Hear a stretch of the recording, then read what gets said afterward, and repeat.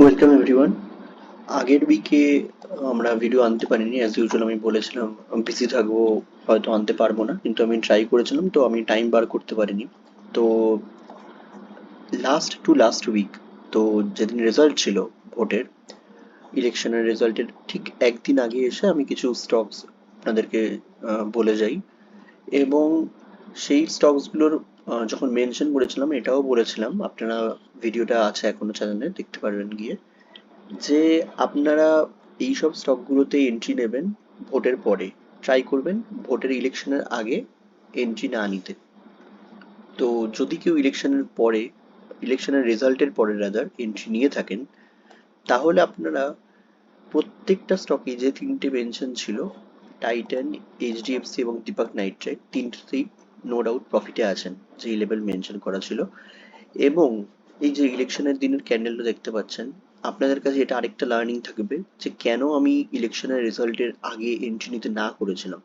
কেননা এই যে বড় ভোলাটিলিটি ক্যান্ডেল, এটাতে আপনার এসএল হিট হয়ে যেতে পারে, বা আপনি এসএল না নিলে আপনার একটা প্যানিক সৃষ্টি হতে পারে এত নেগেটিভ সাইডে মুভমেন্ট দেখে। তো এই জন্যই মেজর ইভেন্টের আগে আমি সুইং ট্রেডে অ্যাটলিস্ট এন্ট্রি নিতে না করি, স্পেশালি যারা স্টপ লস লাগিয়ে কাজ করেন তাদের জন্য। তো যদি তারা এন্ট্রি নিয়ে থাকেন মার্কেটে ইলেকশনের পরে, এইসব জায়গায় তাদের এন্ট্রি হয়ে থাকে, কেননা 4th জুন আমাদের রেজাল্ট ছিল ইলেকশনের, 5th জুন এখান থেকে। তো টাইটানের যে আমি টার্গেট দিয়েছিলাম 3460, ওটা হিট হয়েছে। এবং আমি এটা বলেছিলাম যে পরে সিচুয়েশন বুঝে টার্গেটটা রিভাইজ করা হবে। তো আপনারা এখানে যেটা দেখতে পাচ্ছেন, এখানে একটা ডাব্লিউ ফরমেশন ছিল, ঠিক আছে, আমি এখানে আপনাদের দেখিয়ে দিচ্ছি। ফিবোনাচি দিয়ে আপনাদের একটা ভিডিও আমি আনবো, কেননা আমায় কয়েকজন রিকোয়েস্ট করেছেন, কিন্তু ফিবোনাচিটা এখন আপনাদের বোঝালে আপনারা বুঝতে পারবেন না, কেননা যারা আমার চ্যানেল এখনো ফলো করছেন তাদের একটু বেসিক কিছু জিনিস আগে আমার জানানো দরকার। তারা আইডিয়া আছে কিনা আমার তো আইডিয়া নেই, তো আমি বেসিক জিনিসগুলো জানিয়ে দিই, তারপর আমি ফিবোনাচি নিয়ে ভিডিওটা আনবো। তো এই যে একটা ডাব্লিউ ফরমেশন দেখছেন, এটাকে ডবল বটম বলা হচ্ছে। এই ডবল বটম ফরমেশনের পরে দেখুন একটা লেভেল ছিল এই 3460, এই জায়গাটা ব্রেকআউট দিয়েছে। তো জেনারেলি এইখান থেকে যখন এটাকে ডাব্লিউ ফরমেশনের ব্রেকআউটটা হয়, তো পরে সুইং হাই অব্দি আমরা একটা টার্গেট রাখতে পারি। এটা টেকনিক্যাল কিছু রিজনস আছে যে কেন রাখতে পারি। তো আমরা নেক্সট টার্গেট টাইটানের 3600 অব্দি রাখতে পারি, 3650 অব্দি রাখতে পারি। একটা জিনিস হতে পারে টাইটানে, যেটা সে এই মোমেন্টের পরে হয়তো একটা রিট্রেসমেন্ট আসতে পারে, এই অবধি রিটেস্ট করে আরেকবার উঠতে পারে। তো যদি কেউ এখানে নিতে না পারেন, এন্ট্রি না নিয়ে থাকেন এখানে, যদি টাইটান আবার এই জায়গাটায় আসে, যদি দেখুন এইখানটায় যদি আসে আবার, তারপর এখান থেকে যদি দেখেন সাপোর্ট নিয়ে উঠছে, তখন আপনারা একটা এন্ট্রি এখানে বানাতে পারেন, ঠিক আছে। এইরকম জায়গায় একটা এন্ট্রি বানাতে পারেন যদি দেখেন এরকম সাপোর্ট নিয়ে যাচ্ছে, তখন আপনাদের রি এন্ট্রি হবে, এটা আগেই বলে দিচ্ছি। যারা আগে এন্ট্রি নেননি, যারা অপরচুনিটি মিস করেছেন, তাদের নতুন এসএল হবে এরকম জায়গাতে, এবং টার্গেট অ্যাজ ইউজুয়াল হবে এরকম জায়গাতে, ঠিক আছে। এবার আমি রেকমেন্ড করব, যখন প্রথমবার দেওয়া হচ্ছে স্টকগুলো সেখান থেকেই নিন। তাহলে দেখুন আপনি এখানে যদি নিয়ে থাকেন একটা প্রফিটে বসে আছেন। আর এখানে একবার নিলে কি, যদি রিট্রেসমেন্ট দেয় নিচের সাইডে, আপনার অনেক সময় এসএল হিট হয়ে যাওয়ার চান্স থাকে। এবার আবার এক কথা, যে টাইটানে কেন এসএল নেবো সেটা আমি আগের ভিডিওতে এক্সপ্লেন করেছি, আপনারা দেখে নেবেন, আমি আর রিপিট করছি না এখানে। তো কেউ যদি এন্ট্রি না নিয়ে থাকেন, রিট্রেসমেন্টের পর একটা এন্ট্রি নিতে পারেন। যাদের কাছে হোল্ডিং এ নেওয়া আছে, আগের ভিডিওটা দেখে যারা এন্ট্রি নিয়েছিলেন, তারা হোল্ড করুন। এখন নেক্সট টার্গেট এত অবধি আছে, 3660 অবধি। যতক্ষণ না টাইটান এই লেভেলে নিচে আসছে, এখনো বেরোনোর কোনো দরকার এই মোমেন্টে নেই। অ্যাটলিস্ট এই অবধি আসতে দিন, তারপর আমরা সিচুয়েশন ডিসাইড করে, আমাদের হোয়াটসঅ্যাপ গ্রুপও আছে, ওখানে আমরা আপডেট দিতে থাকি। তো আপনারা চাইলে জয়েন করে নেবেন, আমাদের ডিসক্রিপশনে লিঙ্ক দেওয়া থাকবে। না হলে আপনি ওই যে নাম্বার মেনশন থাকবে ওখানে মেসেজ করতে পারেন, আমি গ্রুপে অ্যাড করে দেবো আপনাদেরকে। তো ওখানে আমরা আপডেট দিতে থাকি, কোনো বাই সেল রিকমেন্ডেশন নয়, বাট কেউ যদি হেল্প চায় কোনো অ্যানালিসিস চার্টের, তো আমরা আমাদের অ্যানালিসিসটা শেয়ার করি। এই গেল টাইটান। বাকি রইল এইচডিএফসি ব্যাংক, এটাই আমরা এন্ট্রি দিয়েছিলাম, সেম লজিক। এই যে ইলেকশন রেজাল্টের দিন ক্যান্ডেল, তারপরের দিন যদি কেউ এন্ট্রি নিয়ে থাকেন, তারপরের দিন এন্ট্রি ছিল না অ্যাকচুয়ালি, তারপরের দিন এন্ট্রি ছিল 6 জুনে। এই যে আমাদের লেভেল এখান থেকে, তো এর টার্গেট 1659 অব্দি আছে এখনো, ওই দিকেই যাচ্ছে, কিন্তু এখনো অ্যাচিভ হয়নি, হোল্ড থাকবে এটাও। আর সেম এসএল টার্গেট এখনো হোল্ড থাকছে।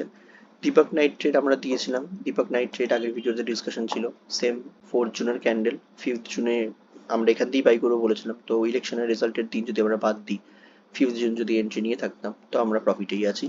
এবং দীপক নাইট্রেটের স্টকটা একটু ভোলাটাইল, আমি বলবো কেউ যদি প্রফিটে থাকেন পার্শিয়াল কোয়ান্টিটি অ্যাটলিস্ট বুক করতে পারেন, কিছু কোয়ান্টিটি। ঠিক আছে, তো এইগুলো গেল আগের উইকের যেই স্টক রেকমেন্ডেশন বলা ভুল, স্টক অ্যানালিসিস যেগুলো শেয়ার করা হয়েছিল সেগুলোর আপডেট। এবার আমি এই উইকের কয়েকটা স্টকে চলে আসছি। যেমন বাজাজ ফিন্যান্স, বাজাজ ফিন্যান্সে কি হয়েছে, যদি আমরা একটু বড় টাইম ফ্রেমে যাই, মান্থলি টাইম ফ্রেমে আপনারা দেখতে পাচ্ছেন এখানে অনেক উইক ধরে কনসলিডেশন করছে, এবং এই যে আগের মান্থের যে হাইগুলো ওইগুলো ক্রস করার একটা লেভেলে আছে।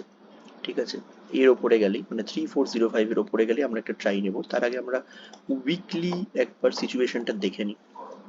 এই যে আপনারা দেখতে পাচ্ছেন, যেমন টাইটানে আমরা ডাব্লুটা দেখেছিলাম, এখানে দেখুন একটা ডাব্লু মতন ফর্ম হচ্ছে, সেম সেম লজিক। ঠিক আছে, এই যে এইখানে, ঠিক আছে, তো এটা ব্রেকআউট দিলে আমরা কি বললাম আগের ভিডিওতে, যে আমরা আগের সুইং হাই অবধি মিনিমাম এই অবধি একটা টার্গেট রাখতে পারি, ফার্স্ট টার্গেট।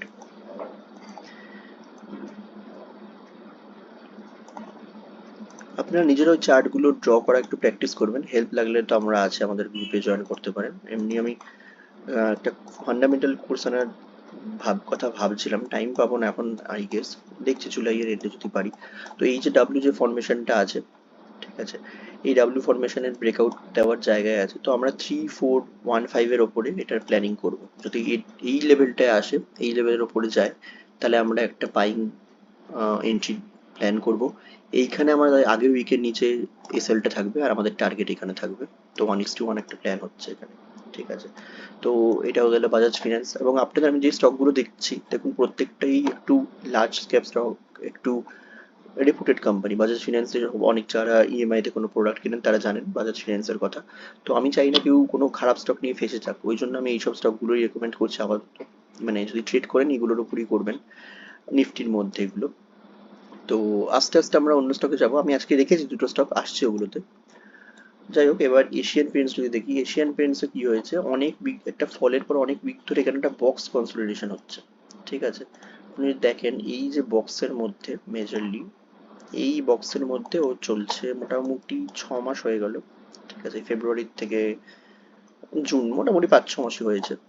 তো ও যদি এই লেভেলটা ব্রেক করে, ওর কিন্তু একটা বড় মোমেন্টাম আসার একটা চান্স আছে। ঠিক আছে, এবার আমি ডেলিতে আসছি। ডেলিতে দেখুন এখানে আরো ভালো বুঝতে পারবেন। তো ডেলিতে আমরা এটাতে একটা ট্রাই নিতে পারি, এইটার লেভেলটা আমি বলে দিচ্ছি। এর ওপরে আমরা বাই করব 2959 এর ওপর। এবং এটার এসএলটা একটু আপনাদের ট্রিকি রাখতে হবে। ওই যে বললাম গ্রুপে আপনারা একটু আপডেট নিয়ে নেবেন, একটু দেখে নেবেন যে যেই স্ট্রং ক্যান্ডেলটা ফর্ম হচ্ছে তার নিচে এসএলটা রাখতে হবে। তো যারা পুরনো তারা বুঝতে পারছেন আমার কথাটা শুনে যে আমি কি বলতে চাইছি, কিন্তু আপাতত এটার এসএল আমি সেভাবে বলতে পারবো না এক্সাক্ট কত হবে, কারণ যে এরকম ক্যান্ডেল ফর্মেশন হবে তার নিচে ওটাকে রাখতে হবে। তো আমাদের রিস্ক রিওয়ার্ডটা সেভাবেই ডিফাইন হয়। ঠিক আছে, তো এটার টার্গেট মোটামুটি 3100 অব্দি আমরা আরামসে দেখতে পারি। ঠিক আছে, আর কেউ যদি লং টার্ম, এটা সুইং ট্রেডের কথা বললাম, কেউ যদি লং টার্মে অ্যাকিউমুলেট করতে চান, কম গ্রোথ আছে এই সব কোম্পানির। এখন একটা কম্পিটিটরও এসে গেছে, গ্রাসিম যে কোম্পানিটা, ওরাও পেন্ট বিজনেসে আসছে।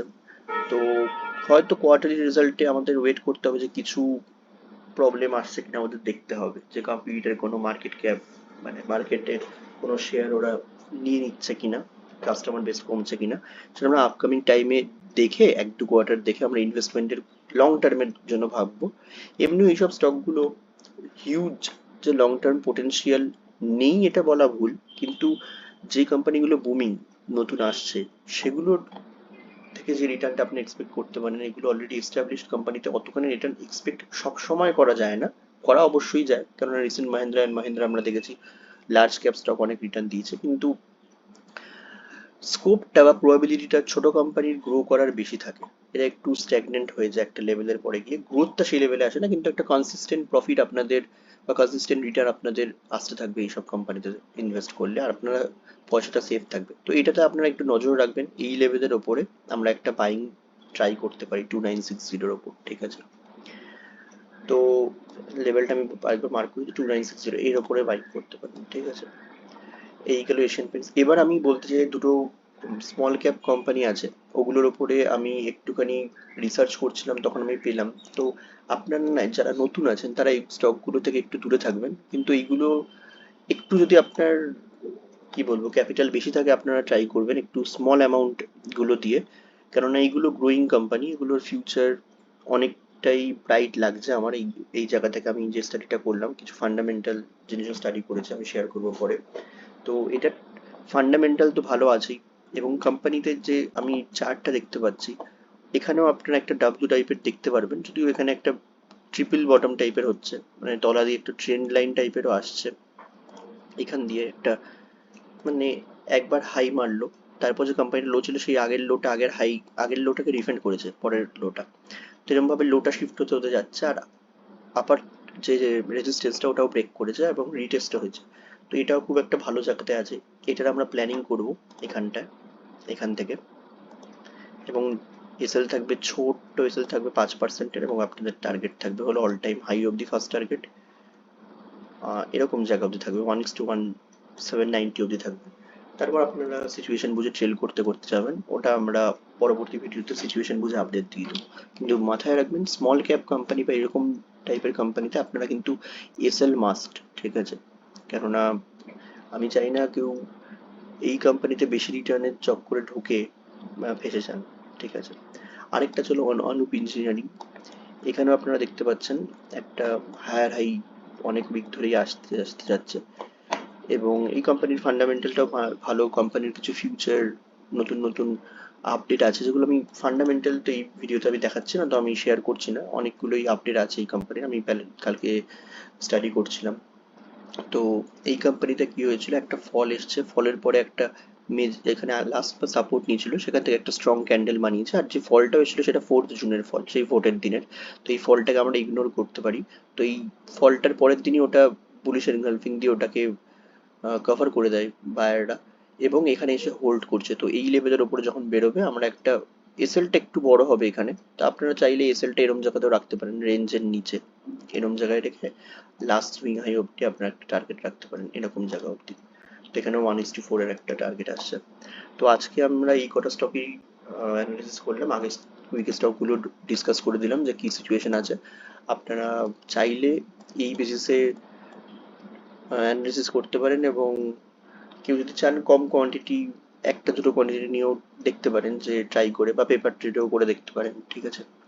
তো এই হলো আপডেট, এবং ডিসক্রিপশনে আমাদের গ্রুপের লিঙ্ক দেওয়া থাকবে, হোয়াটসঅ্যাপ গ্রুপের, আপনারা চাইলে জয়েন করতে পারেন। ওখানে ফ্রি স্টক অ্যানালিসিস করা হয়, এবং কারোর কোনো কোয়ারি থাকলে আমরা চেষ্টা করি আমাদের এক্সপিরিয়েন্স আর সাধ্য মতন সেগুলো ডিসকাস করে দেওয়ার। তো এইটুকুই আজকের ভিডিও, আর বড় করছি না। Thank you, thanks for watching.